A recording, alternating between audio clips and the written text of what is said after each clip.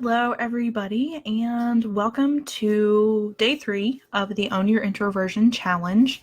It's more of obviously a live workshop series on Facebook. Today we're actually going live because yesterday was the A/B test and it failed. So the video was up actually probably 30 minutes behind schedule. So my apologies for that. I know that there are people who are looking at 2 o'clock and expecting a video. So thank you for just being patient and knowing that, we're kind of getting over some different planning and other hurdles along the way. So again, thank you for that.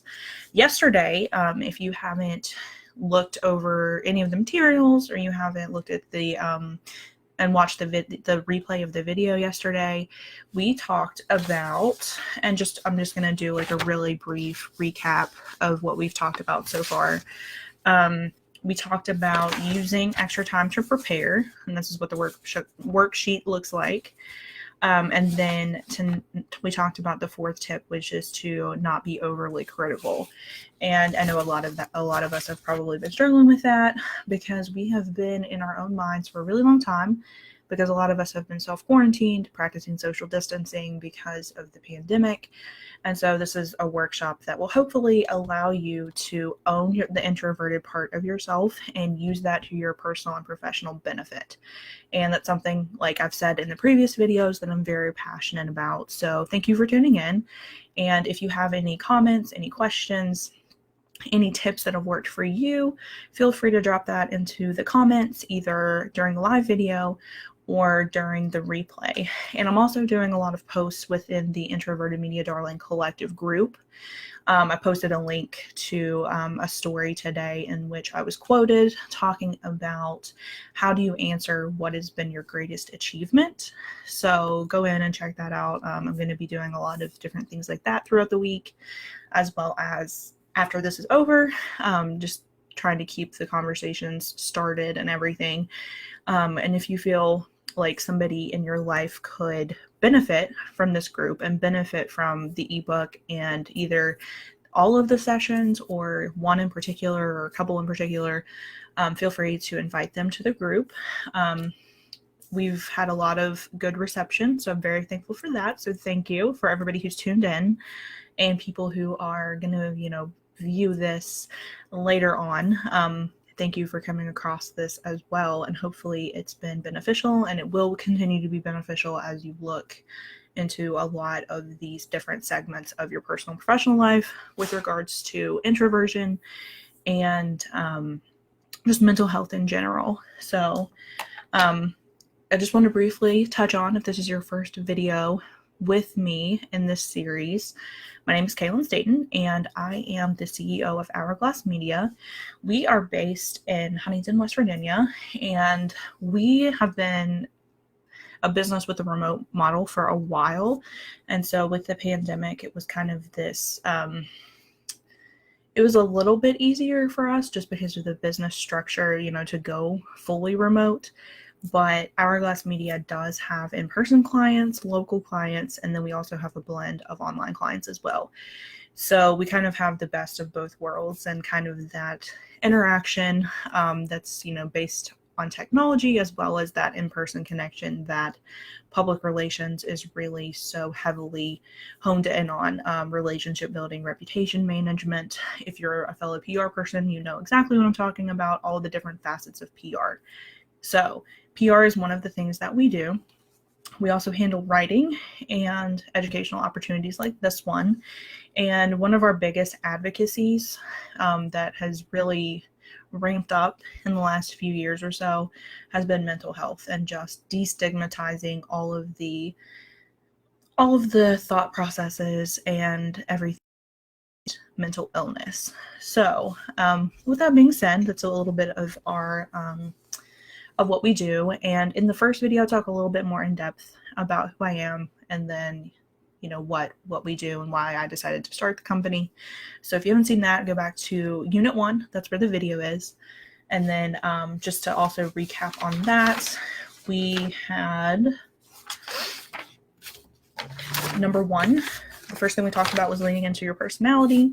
And number 2 was using emotional intelligence to better understand yourself and better understand others so you can do your jobs better and you can be more efficient and not really spin your wheels. A lot of us, especially if you are introverted, a lot of us don't like conflict, and so we kind of avoid that in a lot of respects. So just being able to kind of get outside of your comfort zone in a lot of different ways, whether it's something with conflict or it's something that is something you're afraid of doing. Maybe it's like a new process that you're not really sure about, or you have to work with a new colleague.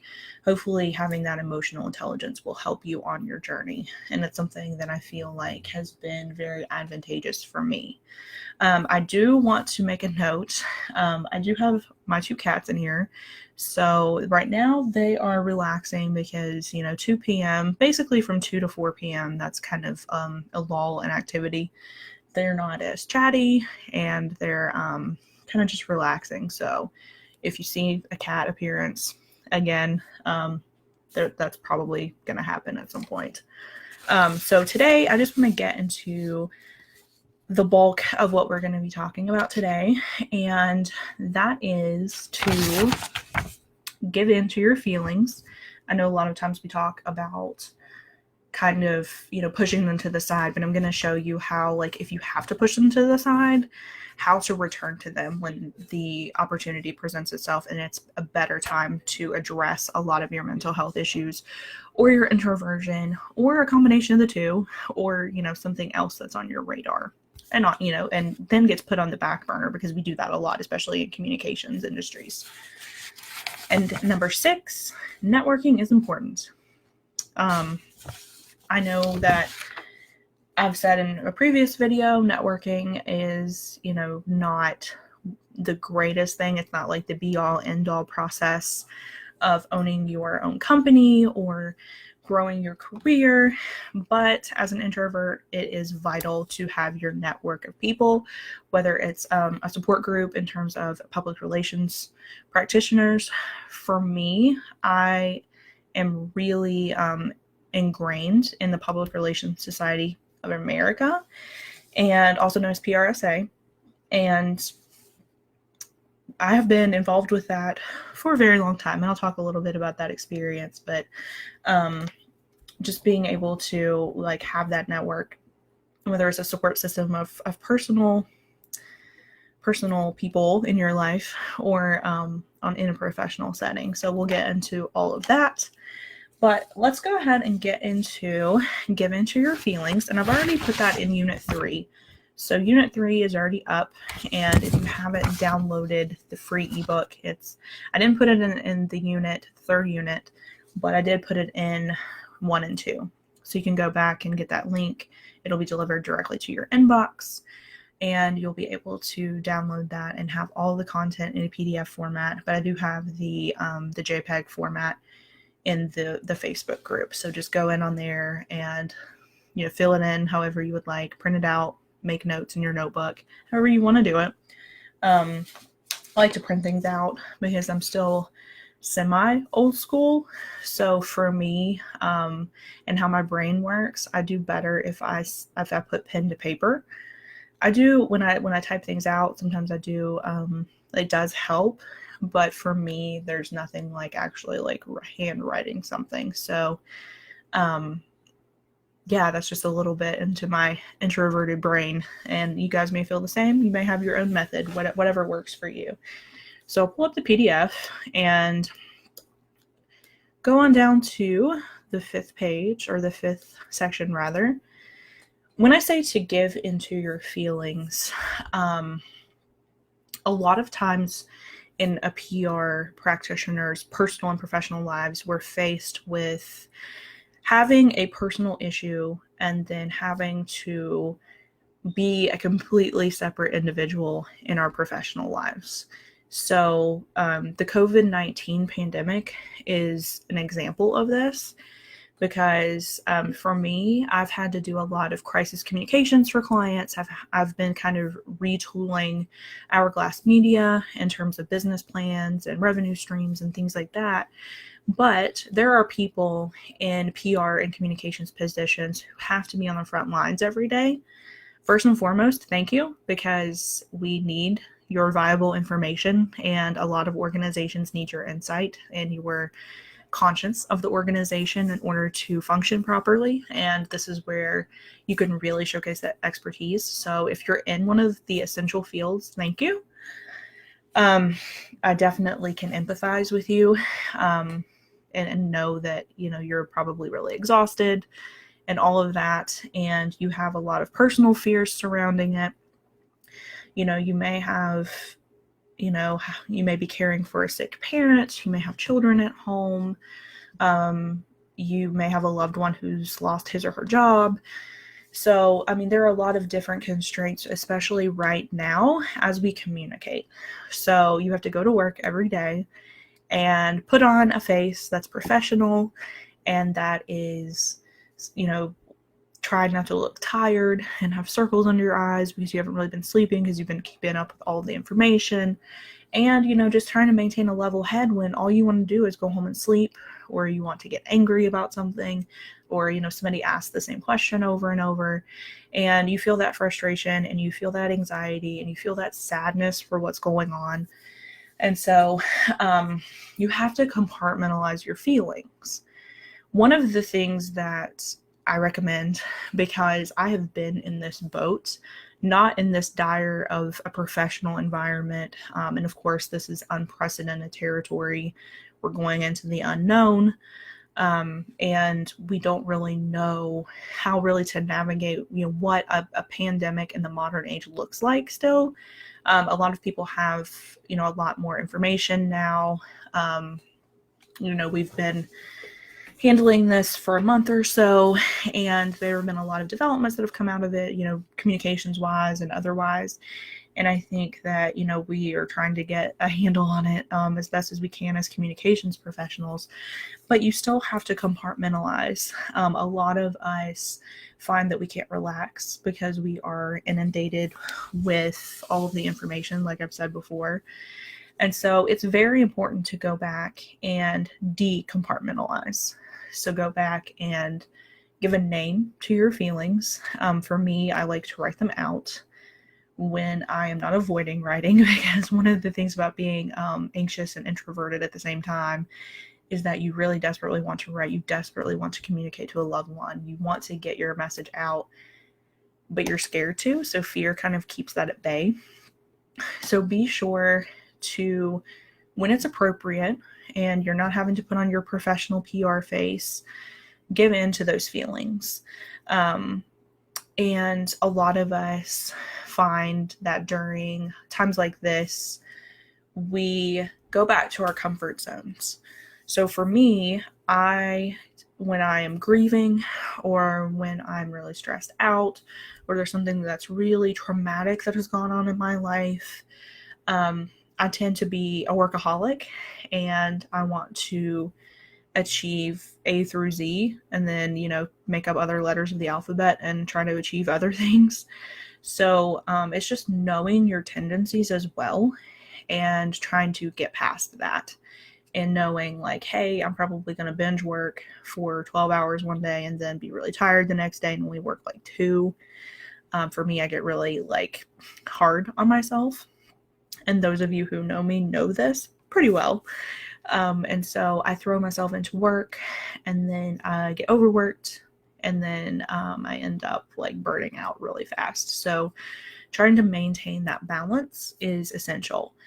And just trying to own your headspace. Like I said, put a name to your feelings, write them out, talk about them with somebody, whether it's a colleague who knows exactly what you're having to communicate, somebody, a veteran in the field, or you're mentoring a young professional, you're talking to a spouse, you're talking to your best friend, you're talking to your fur baby or whomever.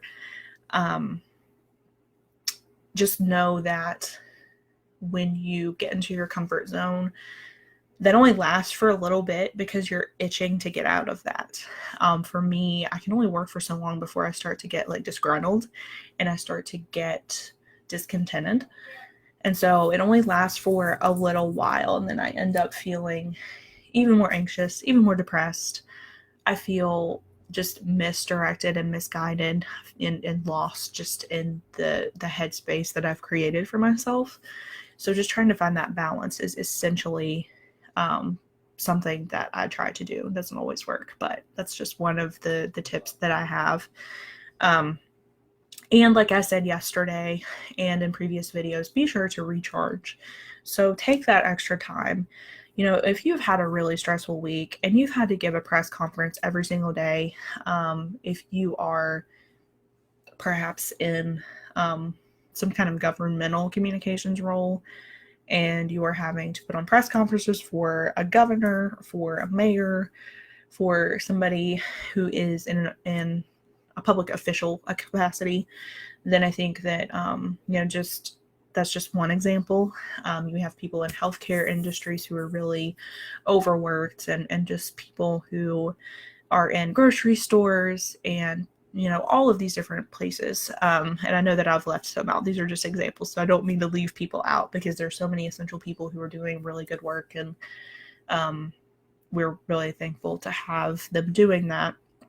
But if you find yourself in this capacity or you're working at home and it's really hard for you because you're just used to having that office flow, then just take time to recharge. For me, and I'll use this as an example, today I went to the chiropractor, and this is the first time I've been to a chiropractor ever in my life. I really needed to do it a really long time ago because the chiropractor said that I was a mess. So this was one of the ways that I chose to tackle something that health-wise that has been really bothering me, which is muscle tension, migraines, all of that kind of thing. And then really use it as an opportunity to recharge and really assess what is important to me.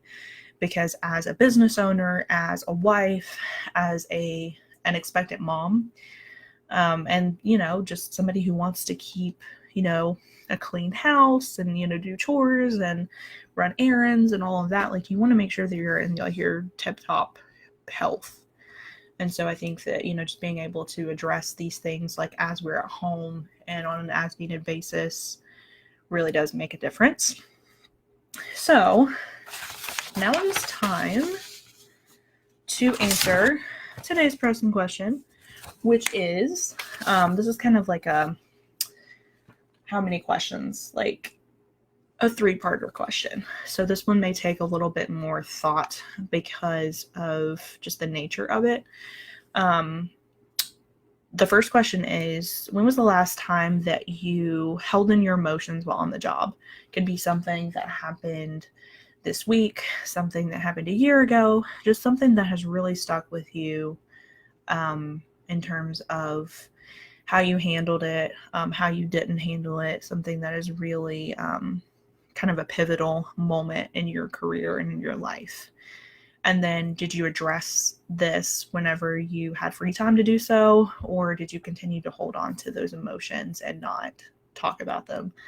I tend to not talk about them, but it's definitely more freeing if you can take that free time or make that free time, like just pencil it into your calendar, segment it off, and really delve into, how did I feel about this? Did I compartmentalize? What did I have to compartmentalize? And how did I handle it after? Because a lot of times we push through so much that we never go back and say, this is how I felt during this, and this is how I feel now. And sometimes there is a disparity between the two. And I feel like if you don't address things, especially for me, as an example with grief, when you lose a loved one, you're just trying to push through every single day and try to be okay. And then you don't always sit back and think, how was I really during that period of time? Did I push myself too hard? Did I try to put on a brave face too much? Did it impact my daily work life at all? And so just being able to do that. If you hear, it's really raining right now, so I'm sure you'll be able to hear that. The cats are a little alarmed, so I'm sure that it'll pick up some feedback on the mic. And then what are some ways that you can address all of these emotions once your most pressing work is done? So after the press conference, after your meeting, after your big work project is done, what is one thing that you can do, at least one thing that you can do to address your emotions? And so an example for me, and I actually did a black pen today, not red. For me, my latest time I held in my emotions has been this week, actually, because it's health-wise, when you have kidney stones and migraines and all of that fun stuff, you're not able to fully, be present and be yourself 100%. So I've had to kind of push through that and get outside my own comfort zone in order to do these videos. So I think that hopefully by leading by example, I can show you that it is indeed possible to still accomplish your goals and still feel not 100%, but then feel better at the end of the day. Like when you go to bed, you're like, I did accomplish that. Because when you sit there and you're like, oh, I'll just wait and do it next week, I'll do it tomorrow, I'll do it whenever I feel like it, like that moment a lot of times doesn't come. And so I feel like that's something that has really been on my mind this week. It is like really raining. The cats are pretty crazy. They're getting kind of scared. And so I typically like to address my emotions minute by minute a lot of times, because it's like you don't really know how you're going to feel from one minute to the next, especially when you're dealing with something that's a chronic issue in terms of pain or anxiety.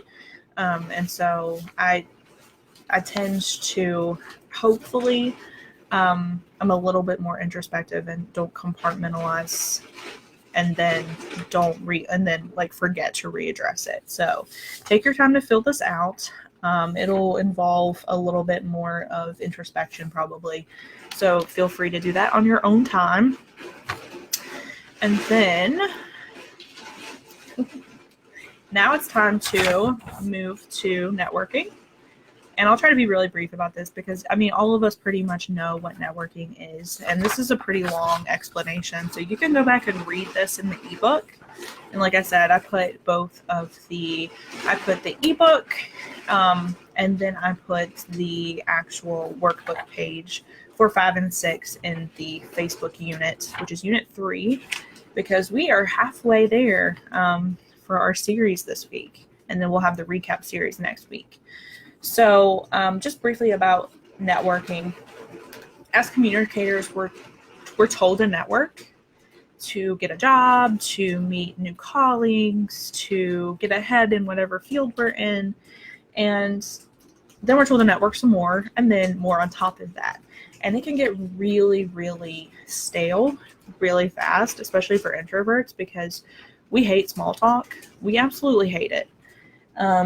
We like meaningful conversations, and we'll dispense the pleasantries and things like that.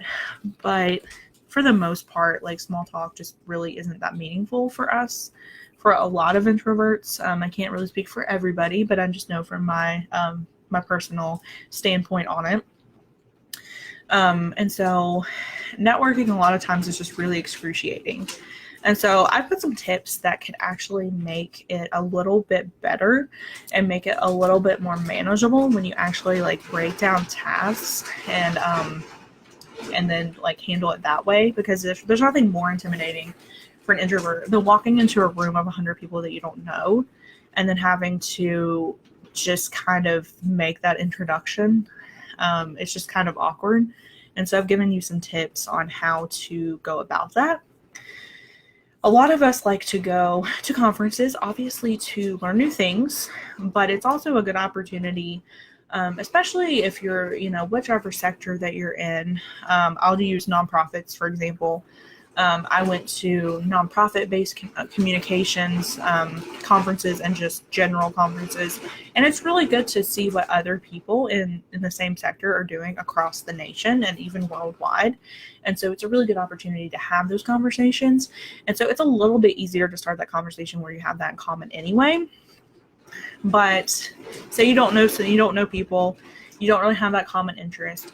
What I like to do is give myself at a limit, like a minimum of talking with 5 people at a conference. And as I get older, it's a little bit easier to do this. When I was younger, I thought it was the worst thing on the planet, and I hated it. And I just would pretty much avoid these types of situations, but you just never know who you're going to meet and how that could lead to future opportunities with people, whether it's a business standpoint or a partnership or a friendship. You just never really know. So I like to collect at least 5 people's business cards, and it depends, of course, on like the length of the conference and things like that. So, I mean, you could have like a little bit more of a leeway with that if it's like a 3-day conference. But if it's like a 1-day session, then you may not have as many people to talk to. It just depends on how many people are there, of course. And then I like to I introduce myself and then ask the other person something about them. Something that will give a little bit of a deeper meaning, deeper context to the conversation. And it won't necessarily open it up for just, hey, who are you? What do you do? Where are you from? Those basic things. You're not going to just be talking about the weather, but it'll be something that is unique, something maybe that you've observed about that person. Sometimes that's kind of challenging when you first meet somebody, but just kind of use that emotional intelligence and pick up on some things. And then I like to, once an event is over, I like to record at least one takeaway from one conversation. So it could be something from a personal standpoint, something from a professional standpoint. What did you learn that's new? What do you want to implement in your own business or your own position? And then what did you learn about yourself during this process? Like, did you learn that you can actually get past your comfort zone and actually talk with people and have meaningful conversations, or did you just do kind of more of the same and kind of stay in your bubble? One thing to do is to remember to be yourself as well. So a lot of times we pretend to be somebody we're not, especially in a lot of these situations, because we're uncomfortable. And so for me, I like to observe more than I like to talk. So I think that just kind of getting out of that comfort zone, being yourself, and then realizing that you don't have to be the life of the party to get your point across and to be successful. So you could be, more quiet and introverted and introspective and still have meaningful conversations with people. And so those are just some basic tips that I have in terms of networking. If you find yourself, like if you have to go to like a chamber event, or you have to work an event on the weekend where it's, a bunch of people and you're working a booth, it's something that is really intimidating to you. Just be sure to be yourself. Here's a cat. This is Mira. She's walking on the keyboard. Like I said, they're probably a little scared. So now we have a little bit of time for the 6th workbook page. And so this one has 4 questions. So this one will be a little bit more intensive as well. I just asked how you typically handle networking events. Are you more of the life of the party? Are you more of a wallflower? Or are you somebody in between? So just really like having that definition of yourself and knowing that going in is very helpful. Have there been any times that you feel like you've been in a default mode and you haven't really been yourself and you haven't really engaged in actual conversations that you want to have? I feel like that happens in a lot of networking events. You can't always help that. But if you can help that, like what are some ways that you can showcase the genuine you in those conversations? And how can you recharge? Again, recharging is a really big part of being an introvert. So how can you recharge after you have that networking event? Is it something like you want to go back to your hotel room and take a nap? Do you want to watch just junk TV? Do you want to go out to eat? What are some things that you like to recharge, especially like after a conference where you're traveling? Do you like to go explore things? So for me, obviously I told you that I'm more of the person who likes to observe. And one of the tips is just, even if you feel quirky or even if you feel weird or awkward, like don't be afraid to be yourself, because I feel like authenticity is contagious. And I feel like when we're our true selves, then we're able to project that into the world and then be able to basically like live a more content and fulfilled life and have a company or position that really works for us instead of us working for it. So that is the end of today's session. Hopefully that was beneficial. Tomorrow we'll go into 7 and 8. Mira is actually on the paper, so I will scroll down and tell you. We'll be talking about increasing your digital footprint and then taking time again to recharge. So that's a whole separate section. I probably won't spend a super ton of time on it because we've talked so much about it. But it just gives you kind of another perspective and kind of gives you that plan to put in place. Like for me, I actually do have to schedule time to recharge.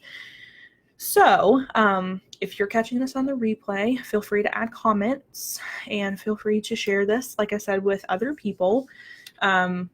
We will be back tomorrow at 2, and hopefully you'll be able to tune in. If not, there's always a replay. Everything lives in the digital world. So that's one good thing about having a group, is having the units and everything. And so you're able to really access that.